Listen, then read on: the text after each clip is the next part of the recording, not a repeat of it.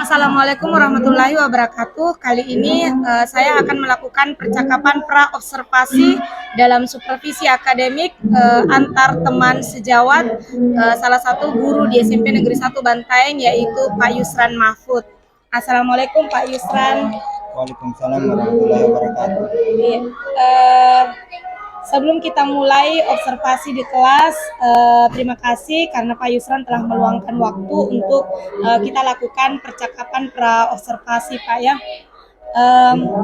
Kira besok pada saat mengajar nanti topik pembelajaran yang ingin Bapak bawakan apa, Pak? Topik yang akan saya bawakan itu adalah gangguan pada sistem pencernaan. Apa tujuan pembelajaran yang ingin Bapak capai dalam pembelajaran tersebut, Pak? Adapun tujuannya yaitu melalui kegiatan literasi peserta didik dapat memahami berbagai gangguan dalam sistem pencernaan, bagaimana penyebabnya, bagaimana cara mengatasinya, dan bagaimana cara pencegahannya. Menarik sekali Pak Di. Apa strategi atau metode apa yang ingin Bapak terapkan di dalam pembelajaran Bapak nanti? Jadi strategi yang saya akan terapkan, saya akan menggunakan metode discovery learning yang terintegrasi di dalamnya adalah pembelajaran berdiferensiasi, di mana siswa nantinya akan menyajikan informasi tentang gangguan sistem pencernaan melalui minatnya. Jadi mungkin dia membuat dalam bentuk poster, bentuk puisi, bentuk lagu, ataupun dalam bentuk infografis melalui aplikasi Canva dan aplikasi yang lainnya. Iya Pak, berarti Bapak ingin merencanakan tentang pembelajaran Bapak adalah diferensiasi produk Pak ya? Iya, Oke, mantap ya Pak. Kira-kira apa yang ingin Bapak sampaikan lagi sebelum kita mulai sebelum observasi Pak? Ya, tentunya untuk sebelum melakukan ini tentunya beberapa persiapan yang saya akan siapkan, ada dari proyektor ataupun sound system, supaya nanti pada saat presentasi anak-anak lebih memudahkan dalam penyajian datanya.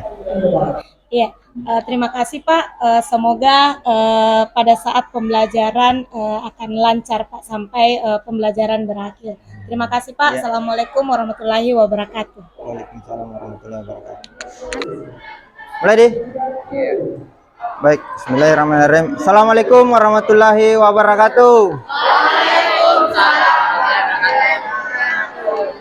Ya, sebelum kita memulai pelajaran dan aktivitas kita hari ini, saya persilakan dulu kepada ketua kelas untuk mempersiapkan kelasnya dan memimpin doa. Kepada ketua kelas, silakan disiapkan kelasnya. Sedia untuk belajar?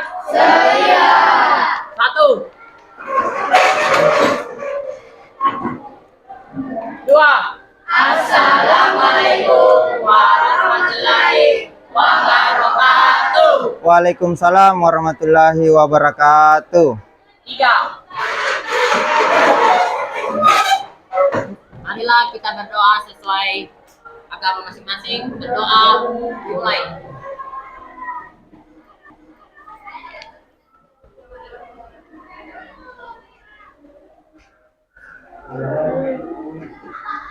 Berdoa selesai. Oke, baik. Saya periksa dulu kehadirannya di. Ada yang tidak hadir hari ini? Tidak ada teman saya berhalangan hadir hari ini karena ada keluarganya meninggal di.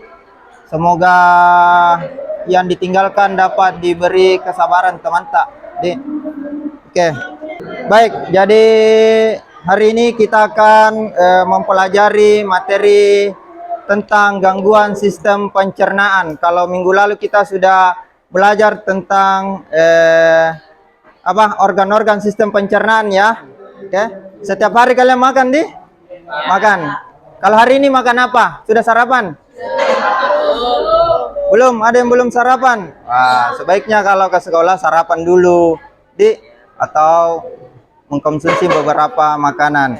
Kalau kita makan di, kira-kira bagaimana proses makanan itu yang masuk di tubuh tak? Ayo, ada yang mau berkomentar? Sampai di mana itu makanan yang ada di tubuh? Ah, masuk keluar lagi. Tapi prosesnya di dalam tidak ditahu bagaimana. Ya, bagaimana? Di apa? Di dalam? Dicerna, betul, dicerna. Di mana dicerna sebenarnya makanan? Ah, di mana dulu? Ah, untuk lebih jelas, coba kita lihat, balik. Oke, ini adalah perjalanan makanan yang kita makan. Mulai dari mulut, baru ke esofagus. Ah, selanjutnya masuk ke lambung. Ya, selanjutnya ke usus halus. Usus halus dulu atau usus besar dulu? Oke, usus halus. Oke, dan terakhir di anus. Ya. Jadi begitu proses perjalanan makanan yang ada di tubuh. Nah, oke. Oke, setiap hari kita mengkonsumsi makanan untuk beraktivitas. Jadi kita butuh makanan untuk beraktivitas. Makanan dicerna oleh tubuh kita. Jika makanan yang dikonsumsi terlalu berlebihan atau kurang, maka akan menimbulkan penyakit. Ah, kira-kira penyakit apa saja yang bisa ditimbulkan kalau kita kelebihan makanan? Apa? Obesitas, ya. Bahasa lainnya obesitas, bahasa Indonesianya kegemukan. Kalau kekurangan makanan, sakit perut, naik ke asam lambung, sakit perut. Oke. Betul. Oke. Jadi sebentar Bapak akan membagi beberapa kelompok. Di sana akan mendeteksi ya atau menganalisis gangguan-gangguan sistem pencernaan yang sering kita ketemui atau sering memang dialami oleh kalian. Ya, jadi sebentar kita akan bagi kelompoknya. Oke, saya kasih satu contoh yang terkait dalam gangguan sistem pencernaan. Contoh yang paling sering adalah sariawan. Siapa yang biasa mengalami sariawan di sini? Wah, rata-rata sering, ya. Sariawan disebut juga dengan stomatis, bahasa ilmiahnya, ya. Merupakan peradangan pada mulut, terasa nyeri sehingga mengganggu untuk saat kita makan, berbicara. Pemicunya sariawan, ya ada beberapa di sini, ya. Yang pertama, tidak menjaga kebersihan mulut, jarang isi gigi, ya. Apalagi kekurangan vitamin B. Cara mengobatinya, ya. Yang pertama kita menghindari menggunakan makanan yang pedas, makanan yang panas, ya. Meminum obat penghilang rasa nyeri, berkumur dengan air dingin. Ya. Sekarang saya akan membagi beberapa kelompok, ya. Setiap kelompok memilih jenis-jenis penyakit, ya, yang sering menyerang sistem pencernaan. Jadi saya baginya setiap kelompok 4 orang, ya. Jadi pembagian kelompoknya sudah jelas, sudah dibagi sebelumnya kelompoknya. Ini kelompok 1, kelompok 2, kelompok 3, kelompok 4, kelompok 5 dan kelompok 6. Oke, silakan memilih. Kita diare, kelompok 2 diare, kelompok 4 GERD. Apa? Obesitas, boleh. Gangguan usus. Kita kelompok liver. Oke. Sembelit. Oke. Kalian akan mencari referensi tentang jenis-jenis penyakit, cari penyebabnya, apa gejalanya, cara mengobatinya, ya. Nah, untuk penyampaian informasinya ini berbeda-beda setiap kelompok, ya. Ada yang membuat dalam bentuk poster sesuai dengan bakat atau keinginan kalian. Kalau ada yang membuat dalam bentuk lagu, boleh. Kalian mau membuatnya dalam bentuk brosur, boleh, ya. Silakan berdiskusi dengan kelompoknya. media informasi, penyampaian informasi yang bagaimana yang kalian inginkan. Kalau ada yang mau membuat dalam bentuk lagu boleh. Ya, nanti Bapak bantu untuk membuat lagunya. Kita bisa membuatnya melalui aplikasi AI, ya, Suno. Ya. Untuk yang lain bisa kalian gunakan Canva, membuat posternya di Canva, membuat apa lagi yang bisa dibuat di Canva? Brosur, apa lagi? Infografis. Komik, boleh.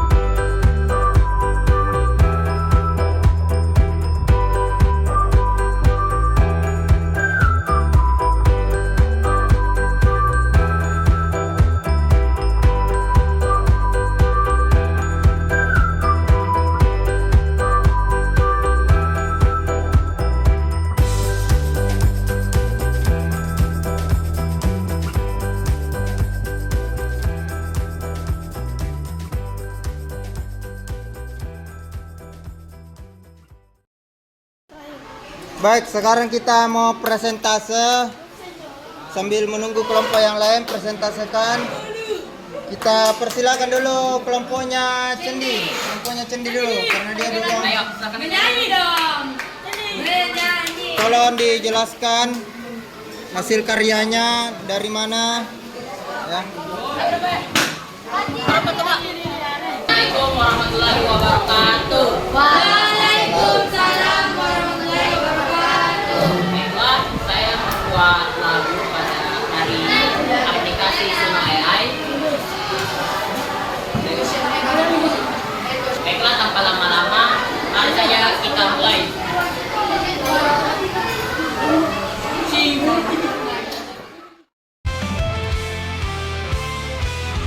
Pagi bangun tidur terasa perut tak nyaman, mulas datang tiba-tiba seperti ada yang melawan. Rasa sakit tak tertahan, keringat dingin mulai mengucur. Aku tahu ini diare, penyakit yang tak pernah sabar. Hati-hati, diare datang tanpa aba-aba. Mulas tak terkendali bikin kita tersiksa. Minum air yang banyak, jaga tubuh tetap kuat. Dengan sabar kita lewati sampai diare pun minggat. Gejala pertama datang, perut terasa kembung, makanan tak bisa masuk mulut pun jadi murung. Bolak-balik ke toilet tiada hentinya, buang air, tubuh jadi lemah lesu, harap cepat bisa terobati. Hati-hati, diare datang tanpa aba-aba. Mulas tak terkendali bikin kita tersiksa. Minum air yang banyak, jaga tubuh tetap kuat. Dengan sabar kita lewati sampai diare pun minggat. Oke, Jadi tadi di lagunya sudah jelas nih tadi, mulai dari gejalanya ya. Gejalanya apanya lagi dari lagunya? Bisa kan? Solusinya, penyebabnya ada di lagu semua. Ya, dan cara mengatasi. Oke.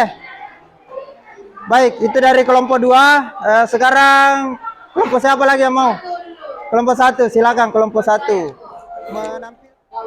Kami dari kelompok 1 akan mempresentasikan tentang penyakit pada gangguan pencernaan, yaitu obesitas. Apa itu obesitas? Obesitas adalah suatu gangguan yang melibatkan lemak tubuh berlebihan yang meningkatkan risiko masalah kesehatan. Cara mengatasi obesitas yaitu pengobatan terdiri dari perawatan diri. Penanganan utamanya adalah perubahan gaya hidup seperti pola makan dan olahraga. Sekian presentasi dari kelompok kami. Wassalamualaikum warahmatullahi wabarakatuh. Oke. Itulah hasil presentasi dari kelompok 1. Jadi dia mengambil tema obesitas ya. Di atas sudah jelas mulai dari pengertiannya. Jadi dia buat infografisnya ya. Pengertiannya, penyebabnya obesitas, cara mengatasi, dan ada resiko dari penyakit obesitas. Oke. Selanjutnya baca. Assalamualaikum warahmatullahi wabarakatuh. Waalaikumsalam warahmatullahi wabarakatuh. Saya akan mempresentasikan hasil kerja kelompok kami. Apa itu penyakit liver? Penyakit liver atau liver disease adalah kondisi medis yang dapat mengganggu fungsi hati dalam proses metabolisme tubuh. Hati memiliki fungsi penting bagi tubuh seperti mengubah makanan menjadi energi dan membersihkan tubuh dari zat beracun. Ketika hati tidak berfungsi dengan baik, organ lain dapat terpengaruh dan penyakit liver bisa menjadi berbahaya jika tidak segera ditangani.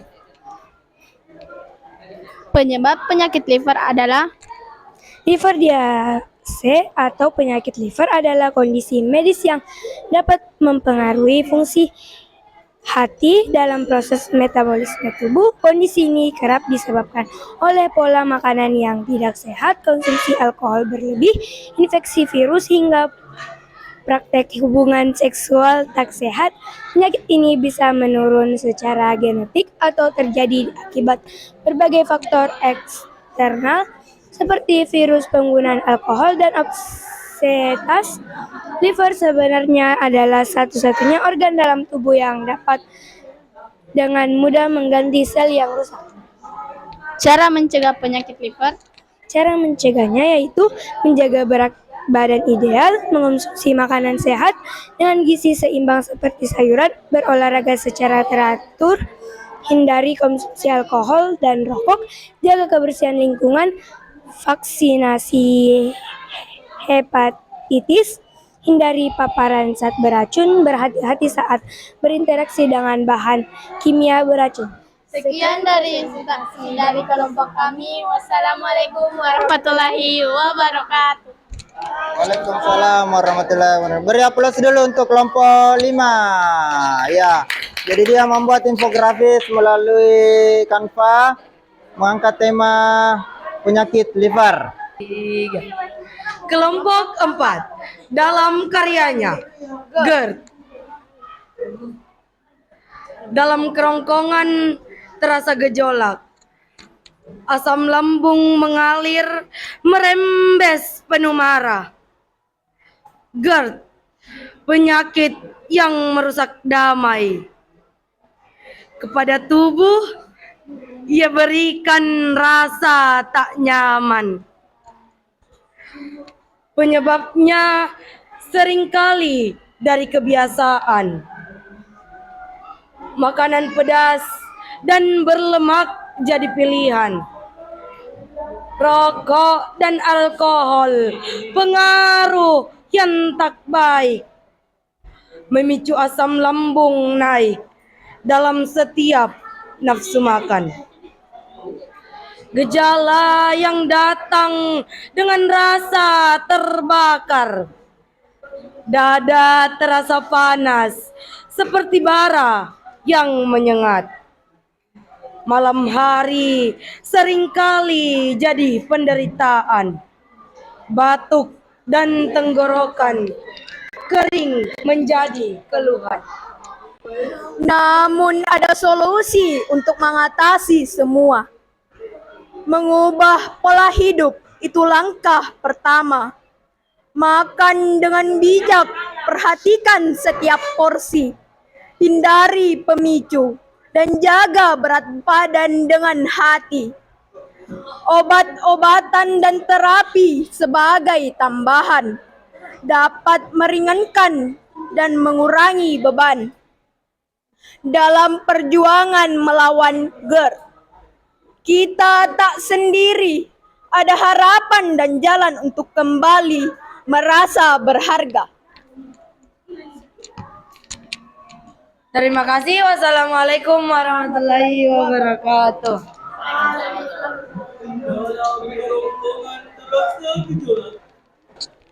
Saya Arjuna Putra Aditya dan Muhammad Faiz akan menjelaskan pengertian sembelit.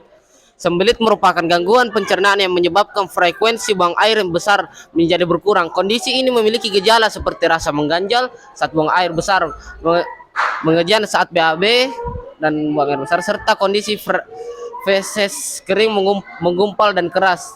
Biasanya penyebab sembelit jarang bergerak, pola makan kurang baik, masa kehamilan, efek samping obat, dan stres berat. Dan cara mengatasi sembelit adalah mengkonsumsi obat sembelit, berkonsultasi ke dokter, mengatur pola hidup, perbanyak minum air putih, pijat perut, dan perbanyak asupan kesehatan. Demikianlah presentasi dari kelompok kami. Mohon maaf kalau ada kesalahan. Assalamualaikum warahmatullahi wabarakatuh. Waalaikumsalam warahmatullahi wabarakatuh. Oke, beri aplaus dulu untuk kelompok 6. Ya. Jadi kelompok 6 dia membuat brosur lipat 3 tentang penyakit sembelit, ya. Oke. Gejala gangguan usus. Penyakit Crohn dapat menyebabkan nyeri perut, diare, turun berat badan, anemia, dan kelelahan. Sebagian orang terbebas dari gejala pada sebagian besar masa hidup mereka, sementara sebagian lagi memiliki gejala kronis parah yang tidak bisa dihentikan. Pengobatan gangguan usus. Konsumsi makanan yang baik bagi usus. 2. Menghindari makanan tinggi lemak dan serat. 3. Hindari pantangan minuman. 4. Melatih manajemen stres. 5. Menjaga tubuh tetap aktif. 6. Melakukan diet anti-inflamasi. 7. Konsumsi minuman probiotik alami. Sekian dari kami. Wassalamualaikum warahmatullahi wabarakatuh. Waalaikumsalam warahmatullahi wabarakatuh. Baik, beri aplaus dulu untuk kelompok 3, ya. Jadi semua kelompok sudah naik mempresentasikan hasilnya. Ada dalam bentuk lagu, apalagi tadi puisi, apalagi infografis, brosur lipat 3, apalagi poster. Ya, jadi sudah berbagai macam bentuk ya yang kalian tampilkan di atas. Nah, terakhir sebelum kita keluar, kita akan menyimpulkan kegiatan hari ini dan melakukan refleksi, ya. Nah, oke. Hari ini saya akan bagikan kertas post-it-nya. Kalian tuliskan apa refleksi kalian hari ini, bagaimana perasaan, apa yang kalian dapatkan dalam pelajaran hari ini. Silakan semuanya dituliskan di kertas post-it, ya. Oke, 5 menit.